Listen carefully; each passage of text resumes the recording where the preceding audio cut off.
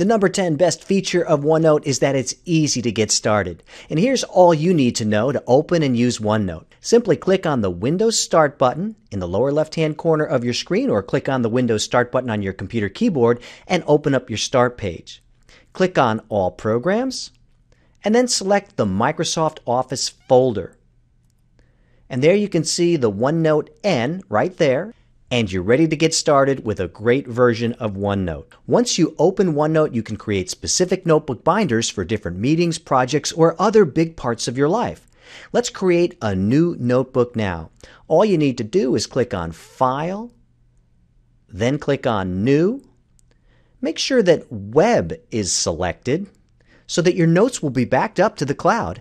And then all you have to do is name your project. I'm going to put Helix Project 5, and then you'll need to scroll down just a bit and click on Create Notebook.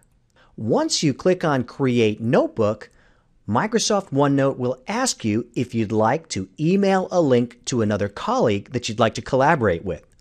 If you don't want to do that, you simply click No Thanks. If you do want to share the notebook with someone else, all you do is email a link to that person.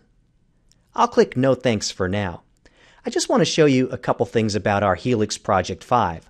I can left-click and move it up or down on the left-hand side, and I can also right-click and rename the file by selecting Rename.